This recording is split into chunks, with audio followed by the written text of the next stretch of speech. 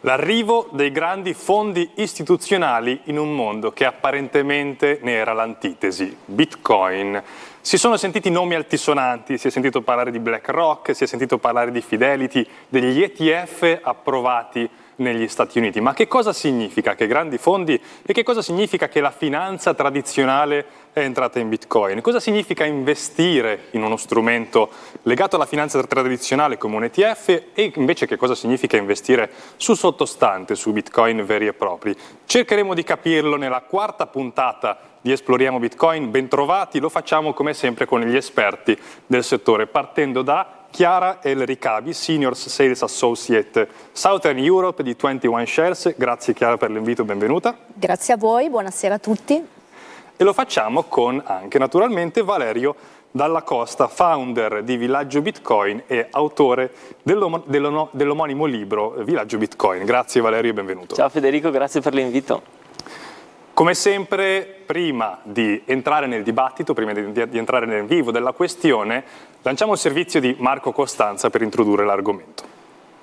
Una domanda che viene cruciale porsi è se Bitcoin si sia piegato al potere della finanza o se, al contrario, sia stata la finanza a doversi adattare a Bitcoin. Una cosa è certa, Bitcoin non ha bisogno di intermediari né di regolatori. La sua esistenza e la sua crescita avrebbero comunque continuato indipendentemente dai governi o dalle banche centrali. Oggi i famosi ETF spot su Bitcoin rappresentano un punto di svolta. Un fatto curioso è che grazie a 21 Shares, che ha lanciato il primo ETP su Bitcoin nel lontano 2018, l'Europa ha anticipato di diversi anni l'America. Oltreoceano, infatti, il percorso verso questo traguardo è iniziato nel 2017, quando Grayscale ha cercato di convertire il suo prodotto, il Grayscale Bitcoin Trust, in un ETF, processo poi conclusosi solo nel 2024. Il trust era uno strumento che permetteva agli investitori regolamentati di avere un'esposizione al prezzo di Bitcoin senza dover acquistare direttamente la criptovaluta. Tuttavia, non consentiva la creazione o il rimborso di quote in modo flessibile, il che portava spesso a discrepanze tra il prezzo delle quote e il valore effettivo del sottostante. Un ETF, al contrario,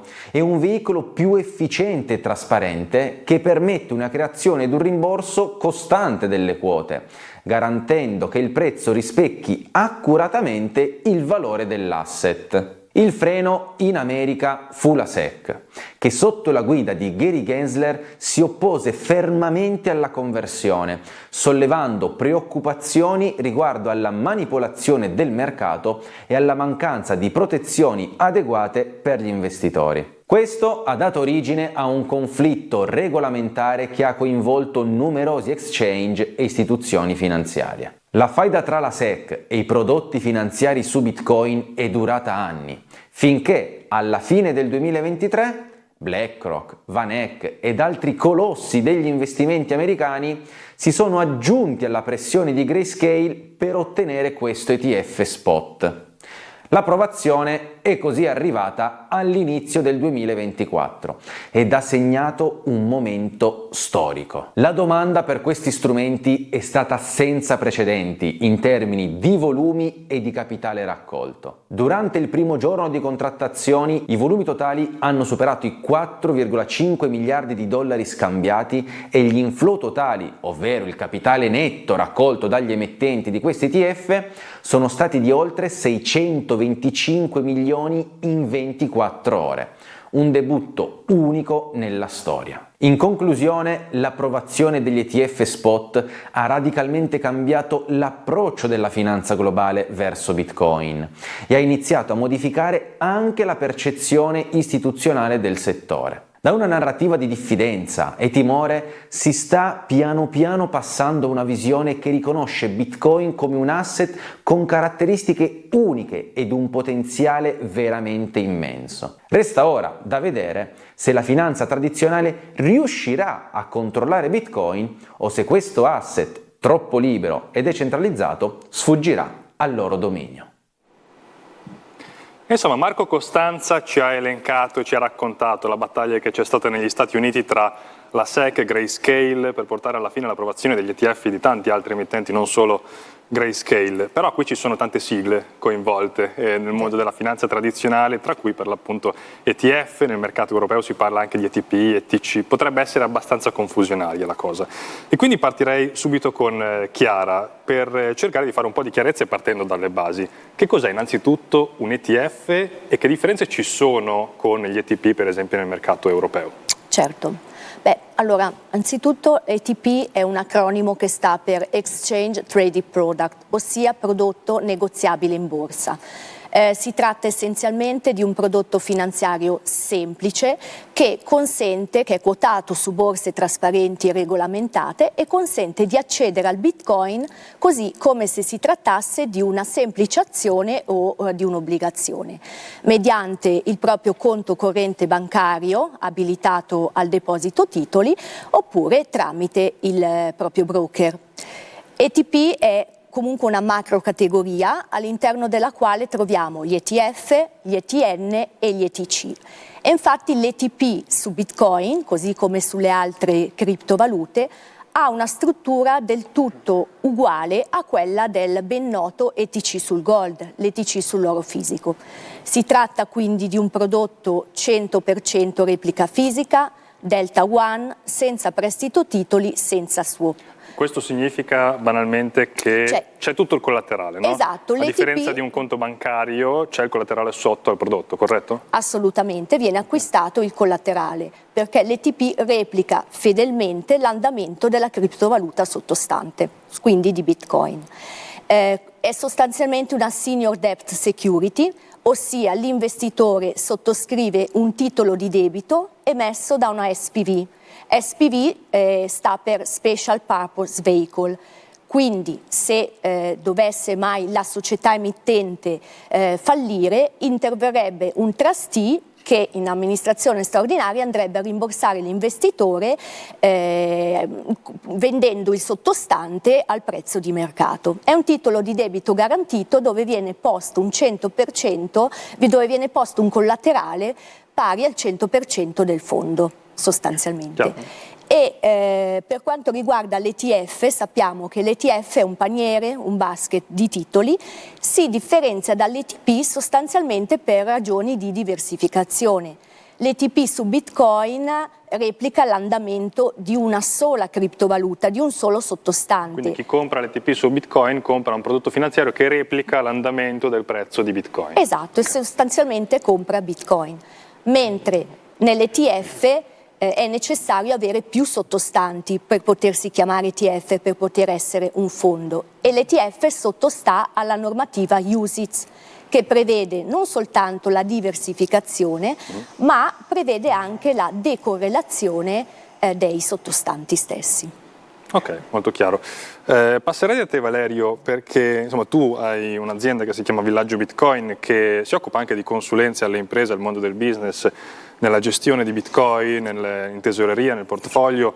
Cosa cambia fondamentalmente tra il comprare il sottostante fisico, tra virgolette, anche se sappiamo che stiamo parlando del mondo digitale, cosa cambia tra comprare Bitcoin e comprare invece le quote di un ETP per esempio? Beh, cambiano tantissime cose. Noi stiamo parlando per la prima volta di una nuova tecnologia che va a scombussolare il paradigma esistente. Bitcoin nasce in contesti completamente differenti rispetto al mondo istituzionale, anzi potremmo dire che nasce letteralmente dal basso da parte di alcuni innovatori e precisamente da un movimento culturale molto specifico, molto focalizzato su certi obiettivi che si identificavano nel movimento cypherpunk, cioè un gruppo di attivisti iniziarono a ideare degli software, degli strumenti concreti, pragmatici, con l'idea di abbandonare la fiducia verso delle istituzioni. che è un po' comprare l'opposto, qualcosa senza che ci fosse un intermediario, fondamentalmente. senza che ci fosse un intermediario. Questo era proprio l'obiettivo di chi da decenni stava ricercando proprio un asset, una forma monetaria, uno strumento monetario che non richiedesse la fiducia in qualsiasi ente, che sia una banca, che sia un fondo garante. Questo ovviamente, quando si interfaccia con il mondo istituzionale, ci sono tantissimi attriti che si possono incontrare, soprattutto con la filosofia originaria di Bitcoin. Moltissimi, ad esempio, non sanno tuttora oggi che Bitcoin prevede dei wallet, cioè degli strumenti, delle app, dei software, che consentono a chiunque di detenere in proprio i propri Bitcoin, i propri fondi. E che equivale, scusami l'interruzione, ma equivale come, se parliamo per esempio dell'oro, equivale a detenere delle monete d'oro o dei lingotti, diciamo, per i più facoltosi, no? Dal punto di vista digitale potremmo equipararlo a un piccolo forziere dove noi deteniamo in proprio le nostre monetine d'oro. Naturalmente stiamo parlando di un mondo completamente digitale, ma questo è completamente diverso da tutto quello che conoscevamo in precedenza. Quindi noi abbiamo introdotto un nuovo asset che dà per la prima volta la possibilità di detenere in proprio senza affidare la fiducia a qualsiasi ente o istituzione. E questo, come avremo modo magari di approfondire fra poco, certo. Comporta tantissime cose interessanti. Vale assolutamente la pena approfondire quali sono i vantaggi e gli svantaggi, le best practice nel decidere di buttarsi nell'acquisto magari di Bitcoin fisici, quindi sottostante, oppure il prodotto azionario, l'ETP, l'ETF, capire quali sono i pro e i contro delle due soluzioni. Lo facciamo subito dopo la pubblicità.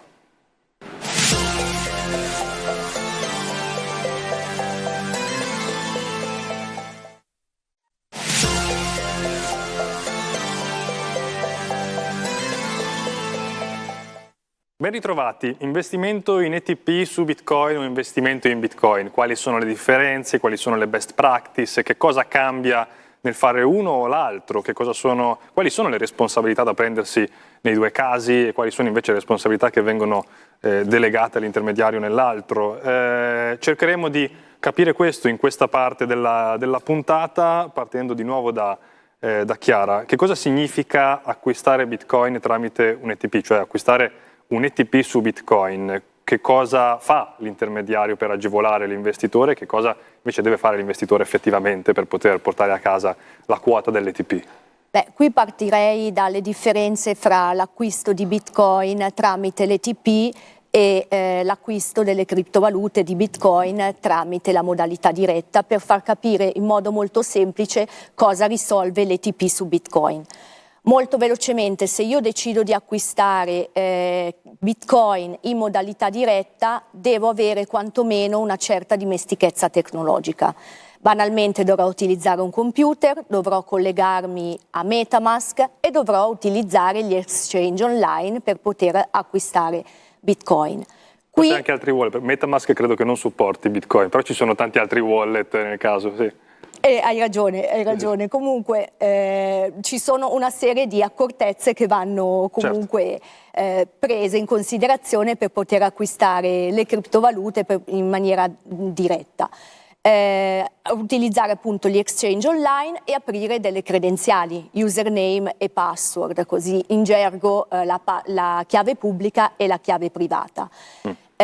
Queste credenziali sono molto importanti perché nel caso in cui venissero smarrite non si è più in grado di rientrare in possesso del proprio investimento. Quindi molto importante salvare queste credenziali in maniera accurata, così da evitare di perdere il proprio investimento. Scusami un attimo, però hai parlato di username e password, chiave pubblica, chiave privata, sono cose forse un po' diverse, no Valerio, tra le credenziali presenti su un exchange e quelle invece che servono per spendere da un wallet, corretto? Esatto, questa è proprio la differenza principale che possiamo individuare tra l'affidare i propri asset a un istituto o a un ente privato di custodia che ci fa questo servizio, oppure detenerli in proprio, come dicevamo fin dall'inizio.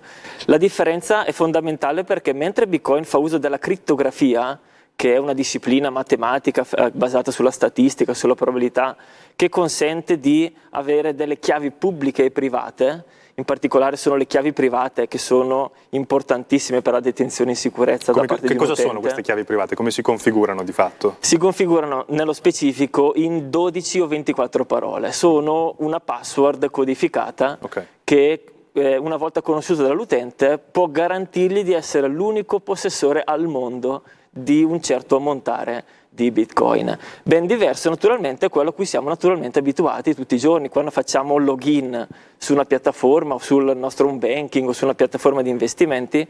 Noi stiamo utilizzando delle credenziali che ci ha fornito proprio il gestore del servizio, in fatto centralizzato, e che quindi ci consente di accedere, potremmo dire, ai loro sistemi privati, ai loro server, all'area personale del cliente. Personale. Esatto. Ecco, una volta che siamo entrati nell'area personale del cliente, come si investe in un ETP e che cosa, come dire, che garanzie offre l'emittente? Come ha spiegato Valerio, insomma, non è così semplice, è abbastanza complicato acquistare Bitcoin tramite la modalità diretta. Cosa fa l'ETP invece? L'ETP, dato che è un veicolo, consente di bypassare tutte queste complicazioni. Non ci sono password, non ci sono chiavi private pubbliche, non c'è alcun wallet da custodire.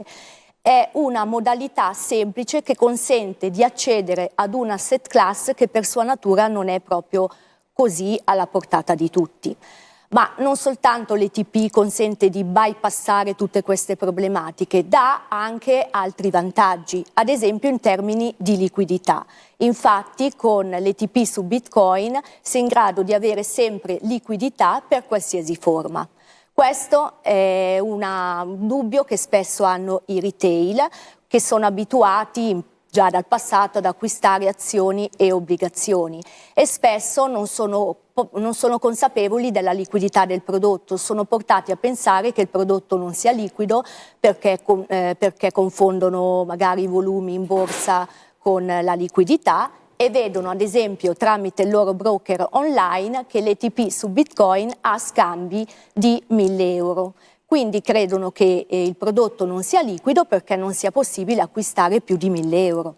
In realtà non è così perché la liquidità è quella del sottostante, che è sempre maggiore e consente all'emittente di poter assicurare degli scambi anche per svariati milioni di euro tutti i giorni. Quindi nel caso di Bitcoin però la liquidità dell'ETP su Bitcoin è la liquidità che sta sotto Bitcoin di fatto? Esatto, è la liquidità proprio del sottostante. E a livello invece regolamentare, sappiamo che in Italia ci occuperemo poi nella quinta puntata degli aspetti regolamentari di Bitcoin, ma sappiamo che in Italia abbiamo delle leggi che configurano la gestione di Bitcoin. Gli intermediari si occupano di questi aspetti?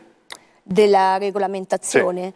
Sì. Si occupano degli aspetti della regolamentazione? Direi di no. Perché aspetti fiscali per esempio? Ok, per quanto riguarda la fiscalità c'è anche qui un vantaggio relativo all'ETP su Bitcoin, perché proprio nei giorni scorsi è un argomento particolarmente caldo e dibattuto, il governo italiano ha annunciato un aumento delle imposte sulle plusvalenze generate dalla detenzione diretta di criptovalute. Le imposte aumenteranno dal 26 al 42%. Tuttavia questo aumento non riguarderà le plusvalenze generate invece dalla detenzione di ETP su criptovalute.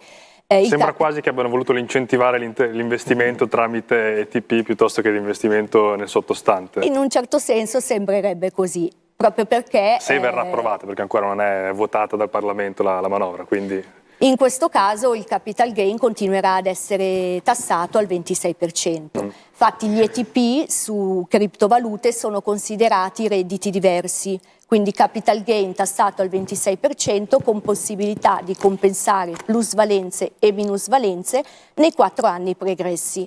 E il cliente non deve fare la dichiarazione dei redditi, in quanto c'è già la banca che agisce come sostituto d'imposta, certo. Cosa che invece deve fare nel caso di acquisto in modalità diretta delle criptovalute. Ecco, abbiamo parlato Quindi dei vantaggi. Si semplifica tutto. Certo, abbiamo parlato dei vantaggi dell'investimento nel prodotto finanziario. Quali sono invece i vantaggi e anche magari gli svantaggi dell'investimento nel sottostante diretto in Bitcoin? Allora, a partire magari dagli svantaggi, possiamo individuarne 3-4 principali. Il primo sicuramente il problema di affidare i nostri fondi o i fondi di un risparmiatore ad un ente specializzato nasconde anzitutto il rischio di sicurezza informatica. Quando viene centralizzato un gran numero di fondi dei risparmiatori o di investitori in un unico ente centrale, che deve proteggerlo attraverso delle buone prassi di cyber security, diventa inevitabilmente un punto d'attacco, un punto mirato da qualche hacker o da qualche attaccante informatico. Quindi c'è un rischio che la piattaforma banalmente venga hackerata, come purtroppo succede anche a livello di dati personali, quindi anche a livello di privacy. Quindi anche a livello di privacy si apre un altro discorso molto importante. Un altro aspetto da non trascurare, un altro rischio, è che affidando naturalmente i nostri fondi, i gestori di queste piattaforme possono non essere trasparenti, possono commettere errori, possono non essere in buona fede, possono magari azzardare investimenti all'insaputa magari dei clienti o di chi ha depositato i fondi, e quindi azzardando di fatto dei rischi su quello che il cliente in realtà non voleva, cioè voleva solamente fare custode dei fondi. Oppure c'è anche un terzo, forse il più spinoso in questi anni, cioè l'arrivo dei regolatori che continuano ad aggiungere nuove regole, nuovi adempimenti, nuovi obblighi, nuovi accertamenti, nuovi controlli che tutti questi gestori di piattaforme sono tenuti a fare.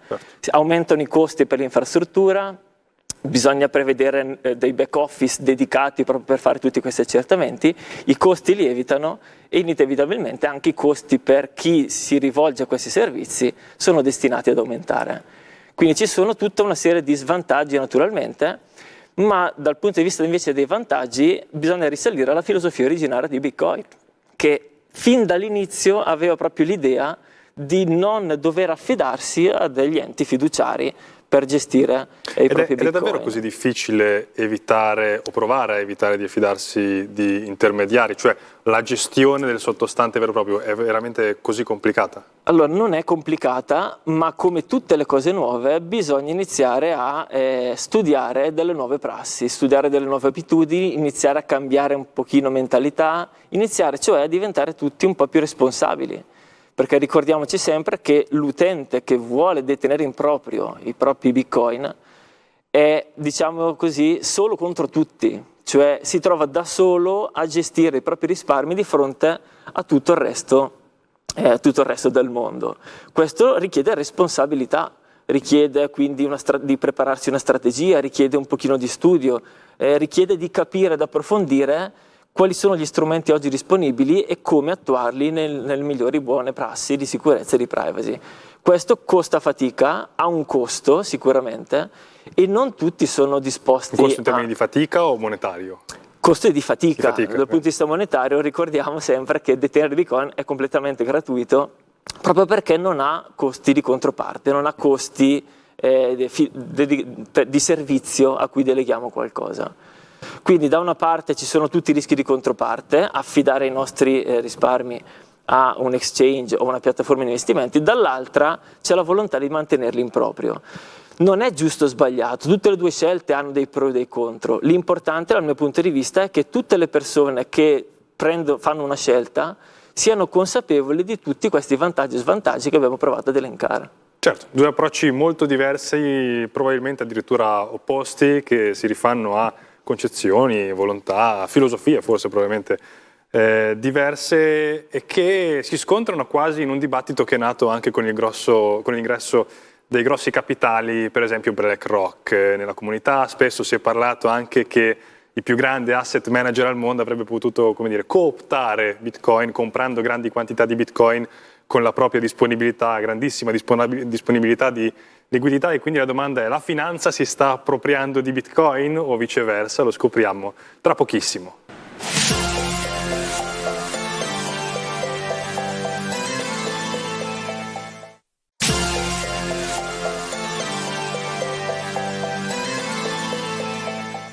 Rieccoci, arriviamo a parlare per l'appunto del ruolo della finanza tradizionale in Bitcoin. È vero, sono entrati nel mercato i grandi investitori, però ci diceva prima Valerio Dalla Costa che effettivamente c'è una grossa differenza tra il comprare il sottostante e comprare invece il prodotto finanziario che ha perfettamente descritto Chiara. C'è stato un dibattito quando è entrata soprattutto BlackRock, che è un nome sicuramente molto altisonante nel mondo della finanza, il più grande asset manager al mondo, e questo dibattito ha coinvolto l'idea che i grandi capitali di BlackRock avrebbero potuto in qualche modo probabilmente influenzare lo sviluppo di Bitcoin, il futuro di Bitcoin, perché avrebbe potuto comprare grandi quantità di Bitcoin. E quindi forse la domanda più in voga era: la finanza tradizionale può in qualche modo influenzare, corrompere, tra virgolette, Bitcoin, che è nato con le filosofie che raccontava Valerio inizio puntata Cypherpunk, le filosofie legate alla privacy, alla eliminazione dell'intermediario. C'è stato un po' questo ingresso, c'è stato invece l'ingresso contrario, invece Bitcoin è stato talmente comprovato dalla storia ed è cresciuto talmente tanto che i grandi fondi hanno deciso che era ormai impossibile ignorarlo. Qual è la lettura più corretta? Qual è la lettura dei grandi fondi della finanza tradizionale, Chiara? I clienti istituzionali non possono sicuramente continuare ad ignorare Bitcoin, tanto è vero che il lancio dell'ETF spot su Bitcoin negli Stati Uniti ha creato un grande effetto psicologico.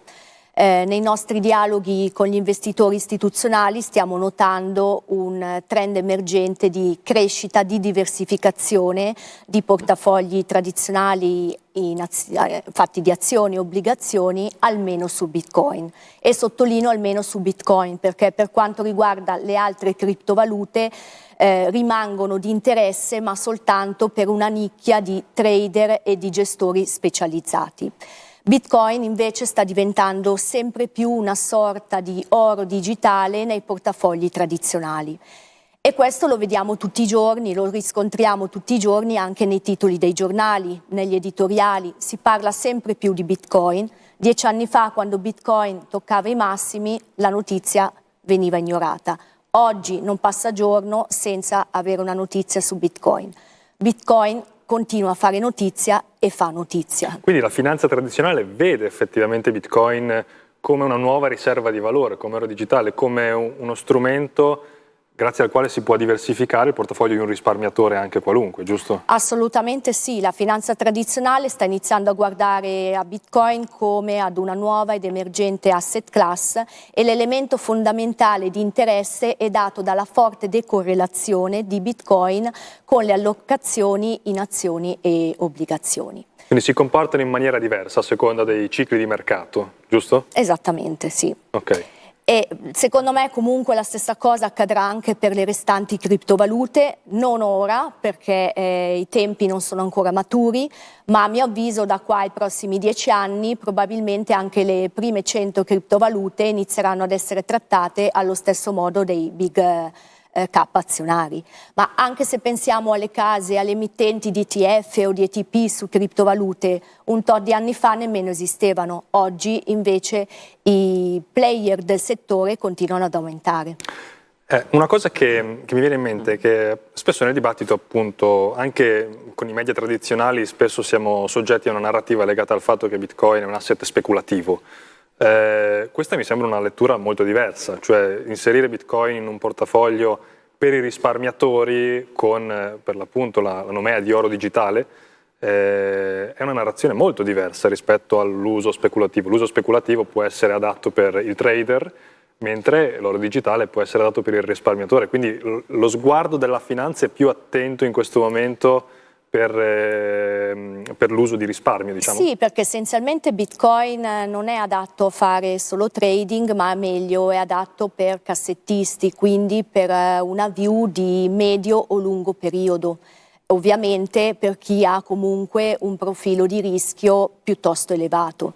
Ma non dobbiamo pensare che gli investitori istituzionali siano poi così sofisticati e così avanti rispetto a Bitcoin o anche alle altre criptovalute. Nei portafogli tradizionali Bitcoin inizia a essere inserito, ma l'allocazione rimane tra il 3 e il 5% massimo. E comunque gli investitori istituzionali oggi non sono in grado di utilizzare le stesse strategie che usano normalmente per azioni ed obbligazioni nei confronti di Bitcoin. Lo utilizzano per diversificare, ma la loro strategia si limita a una diversificazione sul Bitcoin. Non sono in grado di diversificare fra le altre criptovalute.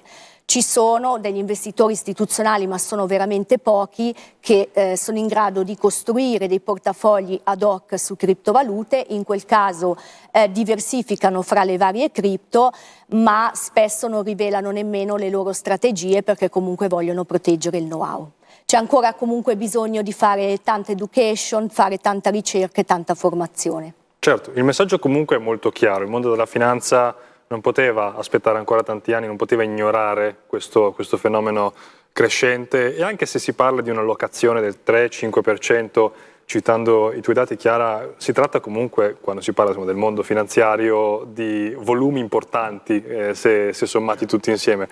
Questi volumi possono rappresentare, mi rivolgo a Valerio, possono rappresentare una minaccia per la gestione di Bitcoin, per lo sviluppo futuro di Bitcoin, e quando arriva BlackRock o arriva Fidelity e dice comprate Bitcoin attraverso di noi, tramite i nostri capitali, gestire così tanti Bitcoin per conto degli investitori può rappresentare una minaccia per lo sviluppo futuro di Bitcoin? Si può influenzare per esempio il futuro della gestione di Bitcoin?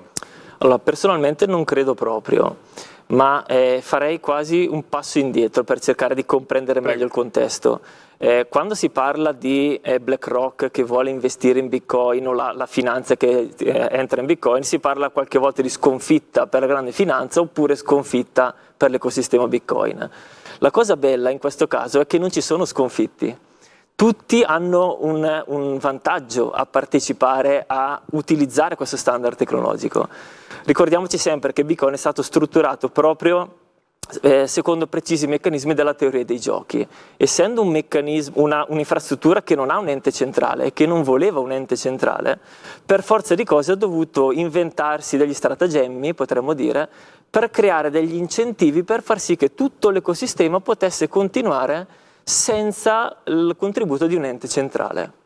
Cioè tanti attori indipendenti in modo volontario avrebbero dovuto per qualche motivo, per qualche incentivo economico, partecipare. Chi li ha creati questi incentivi? Li ha creati Satoshi Nakamoto, ma più in generale questo movimento che citavamo all'inizio, composto da scienziati informatici, da crittografi, matematici, ma anche economisti, quindi proprio un movimento culturale che ha fatto nascere un ecosistema completamente distribuito, peer-to-peer, senza un ente centrale, e che prevedeva appunto dei meccanismi di incentivi. Ora, per cercare di rimanere oggettivi e capire quali erano le intenzioni di questi promotori, possiamo andare a leggere il white paper di Satoshi Nakamoto, cioè il documento di progetto che illustrava che cosa voleva rappresentare Bitcoin, e lì vediamo che si parlava di Bitcoin come un'alternativa al sistema fiat tradizionale, cioè al sistema monetario basato sulle banche centrali. Parla molto di fiducia, Satoshi, cioè parla molto che uno dei grandi problemi della nostra società è che c'è troppa fiducia nei confronti delle banche, dei governi e di altri enti, e bisognava cercare un modo, a sua detta, per ricreare un mondo dove non era per forza indispensabile delegare la propria fiducia, a maggior ragione quando si parlava di asset monetari che custodivano il lavoro e il tempo delle persone. Però in qualche modo l'ingresso di nuovi intermediari a tutti gli effetti, come sono i gestori di fondi, introduce di nuovo il concetto di fiducia. Questo resta comunque un vantaggio anche per la crescita dell'ecosistema, di Bitcoin intendo? Questo dal mio punto di vista è qualcosa che era inevitabile accadesse, perché Bitcoin non conviene solo a chi vuole detenere in proprio le chiavi, conviene anche agli investitori, conviene alla finanza, conviene anche alla politica a tendere. Cioè Bitcoin è uno standard tecnologico che per tutta una serie di motivi porta vantaggi a tutti. Dal punto di vista di teoria dei giochi, questa affascinante disciplina matematica ed economica, Bitcoin è un sistema win-win, dove chiunque partecipa a questo network ha dei vantaggi. Ora, quali sono i vantaggi degli investitori? Quindi chi accede al mondo Bitcoin lato investimento o anche lato speculativo sotto forma di trading di criptovalute? Hanno il vantaggio che hanno a che fare con un asset oggi molto volatile, sfruttando questa volatilità data dai primi anni di vita di una tecnologia che ancora non è compresa a fondo, e dal loro punto di vista è un asset veramente profittevole, è un asset che comporta davvero possibilità di opportunità di guadagni e che contribuisce a diversificare il proprio portafoglio di investimenti, avendo cioè un asset completamente diverso da tutto quello che conoscevamo prima e che quindi nell'ottica di un investitore è un'ottima risorsa in quanto permette di diversificare il rischio. Quindi anche dal loro punto di vista Bitcoin in questi anni presenta dei grandissimi vantaggi. Hai parlato in modo molto interessante di Bitcoin come un nuovo sistema tecnologico e da come lo descrivevi mi è venuto in mente quasi un parallelo con, mi sembra di sentire raccontare gli albori di internet quasi, quando ci sono appunto le aziende, la guerra dei protocolli, grandi aziende che iniziano a decidere di investire su questo sistema. Casualmente tanti media tradizionali decidono di rifiutare inizialmente internet, c'è chi dice che le mail non avranno futuro perché i fax funzionano benissimo, già questo succede già tra le altre cose a inizio anni 2000, quindi lo scetticismo c'è sempre, c'è comunque da parte dei media tradizionali, però effettivamente poi quando c'è un protocollo tecnologico che inizia a diffondersi è un po' convenienza di tutti decidere di unificarsi, sia chi decide di utilizzarlo diciamo in maniera nuda e cruda e pura agli albori, sia chi invece decide di facilitare l'accesso a un mondo di investitori che è abituato naturalmente ad altre logiche. E proprio in termini di logiche di investimento, nell'ultima parte vorrei affrontare un tema spinoso che ha portato anche grandi titoli di giornali con i fallimenti dei grandi exchange, quindi le differenze che ci sono tra l'investire in Bitcoin sempre tramite intermediari come gli exchange di criptovalute che hanno appunto visto grandi boom, sono scoppiati, hanno fatto dei grandi buchi finanziari, alcuni di questi, alcuni molto noti, e invece invece la modalità di investimento tramite un prodotto intermediato che però ha delle caratteristiche completamente diverse come un ETP. Lo scopriamo tra poco, dopo la pubblicità.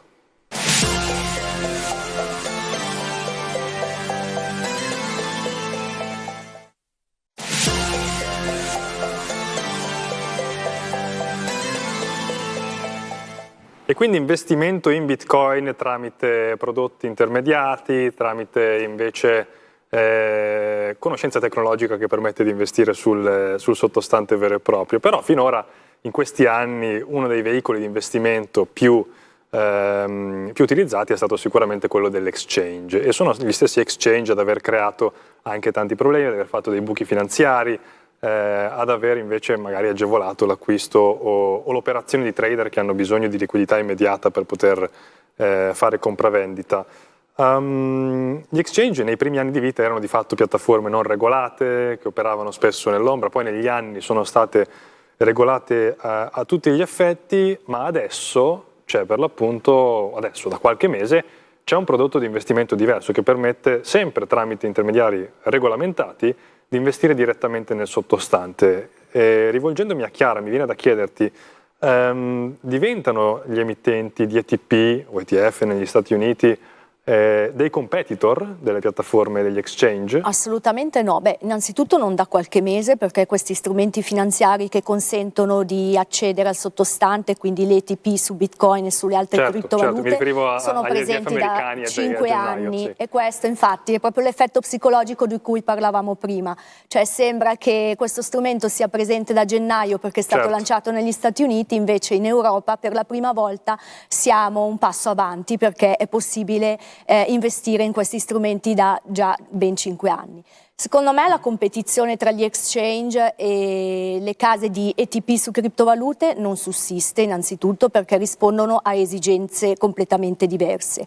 E per spiegare ciò vorrei fare un riferimento ad un esempio, FTX ad esempio, un noto exchange di cui si è parlato tanto un paio di anni fa. FTX ormai. Scusami? La fu FTX. Fu, esatto, però era particolarmente noto, tanto è vero che tanti investitori istituzionali e professionali erano investiti e a un certo punto hanno perso il loro investimento proprio perché la governance di quel exchange ha utilizzato in maniera del tutto impropria gli asset dei clienti. Certo. Con gli emittenti di ETP questa cosa non avviene, non perché sono bravi, belli e buoni, ma perché c'è una segregazione degli asset, cioè già nel prospetto del prodotto e della società viene iscritta una procedura di recupero. Cioè la segregazione degli asset cosa significa? Significa che non esiste il rischio controparte emittente.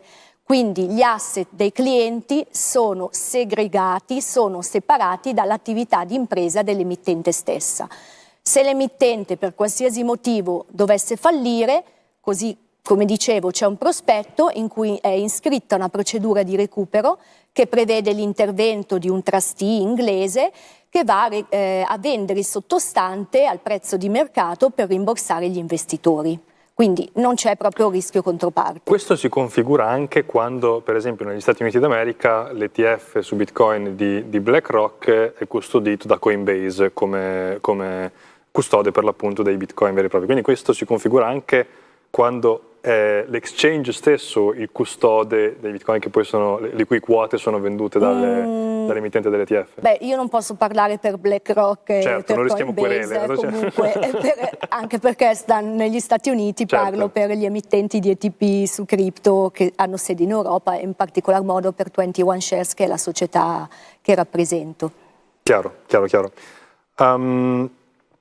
I rischi sono diversi naturalmente, per l'appunto c'è il collaterale da una parte, dall'altra non è certo che ci sia il collaterale, anzi è probabile, nel caso mi sto riferendo naturalmente agli exchange, è probabile che non ci sia il collaterale. Il caso di FTX lo ha dimostrato in modo drammatico per il buco nell'ordine dei miliardi che è stato fatto con il caso FTX. Ci sono dei problemi anche forse di trasparenza legati al mondo degli exchange, corretto Valerio?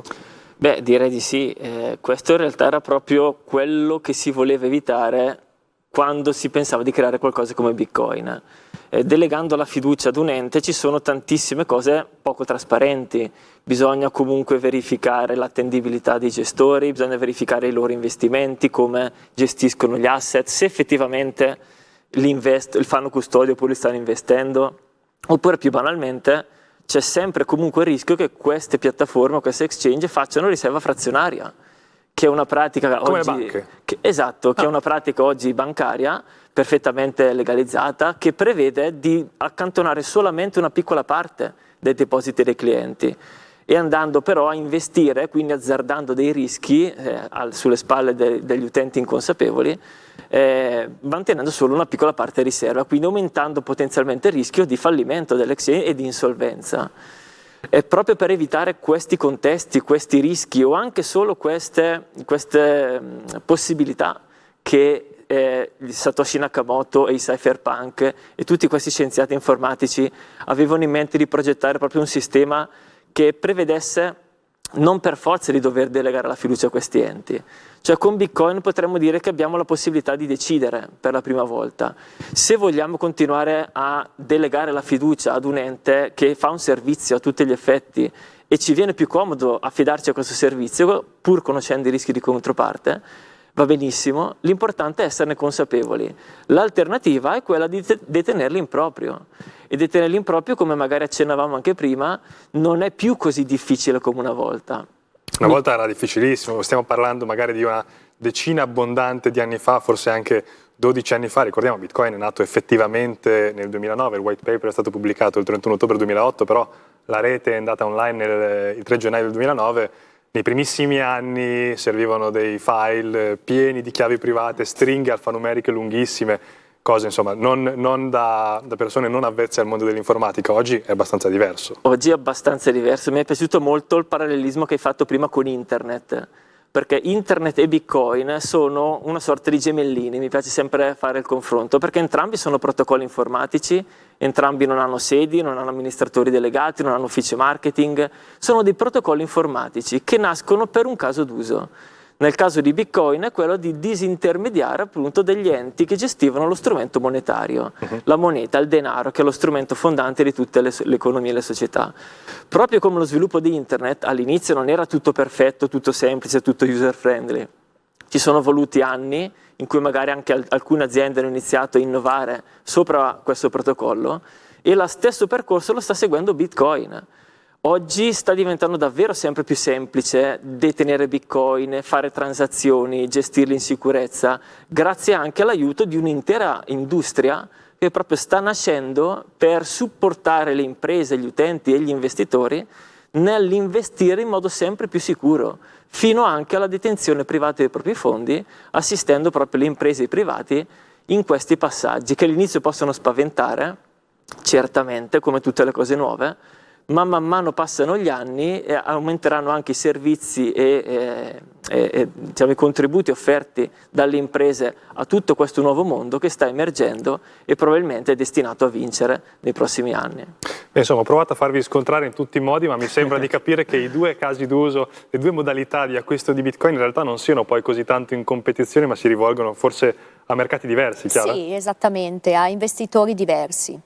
Investitori più sofisticati probabilmente preferiscono utilizzare la modalità diretta, investitori invece che hanno una minor dimestichezza tecnologica o semplicemente non vogliono avventurarsi negli exchange, avere wallet, avere chiavi private, pubbliche, credenziali, chiamiamole come vogliamo, preferiscono avere uno strumento molto semplice come l'ETP che risolve tutto, perché equivale all'acquisto di un'azione o di un'obbligazione in borsa, tutto qui. Esigenze diverse, direi. In questa apparente competizione, che appunto forse competizione in realtà non è, però c'è anche appunto questo terzo player che è il mondo degli exchange, che però appunto è sempre stato molto molto importante in questi anni di storia di Bitcoin, perché alla fine, per esempio, quando si fanno le famose previsioni di prezzo, che lasciano il tempo che trovano oggettivamente le previsioni di prezzo, però quando si vede, ci sono le metriche che dicono che tanti utenti stanno prelevando i loro Bitcoin dagli exchange, allora forse significa che stanno cercando di risparmiare, non vogliono vendere e quindi forse c'è più tendenza a tenere i Bitcoin fermi e il mercato diventa più illiquido, significa che veramente tanto volume è presente sugli exchange, al punto tale da dire che quelli sono gli indicatori principali per i trader, per l'andamento di mercato. Questa cosa può cambiare, cioè magari gli emittenti, la finanza tradizionale può in qualche modo prendere un po' di quella liquidità e competere con quel modello di business, o resta il fatto che sono due casi completamente diversi? No, secondo me sono due casi completamente differenti. Perfetto, quindi non ce ne liberiamo degli exchange, Valerio? No, allora, secondo me il futuro dell'exchange è molto incerto, sicuramente, proprio perché stiamo andando incontro ad anni tuttora incerti. Bitcoin ha solo 15-16 anni di vita, stiamo parlando veramente degli inizi di questo standard tecnologico, e immaginare i nuovi casi d'uso che questa tecnologia può portare sono davvero ancora sconosciuti. Io però credo che, come tutte le grandi business e grandi settori dell'industria, nascono anzitutto da una domanda, quindi dipenderà dalla domanda del mercato. Se il mercato sarà più orientato a servizi di custodia, quindi non vorrà avere alcun tipo di responsabilità e preferirà appoggiarsi sempre a questi servizi fiduciari, allora il futuro dell'exchange è roseo, perché significa che sono richieste che devono essere soddisfatte in qualche modo. Se invece attendere la situazione geopolitica e più in generale l'andamento finanziario nei prossimi anni tenderà invece sempre a una minor fiducia verso enti, istituzioni o addirittura governi o banche, allora la tendenza probabilmente sarà che la domanda calerà sempre di più fino a rendere il business dell'exchange totalmente insostenibile. Perfetto, chiarissimo. Grazie Valerio Della Costa. Grazie a voi, grazie della chiacchierata. E grazie Chiara Elricavi di 21 Grazie mille a voi. Si è parlato oggi anche dei problemi a livello regolamentare, la fiscalità, come gestire le leggi che si stanno interfacciando a un nuovo mondo che è quello di Bitcoin, e questo sarà il tema della prossima puntata. Quindi io vi ringrazio di essere stati con noi, vi do appuntamento alla prossima puntata. Buon proseguimento.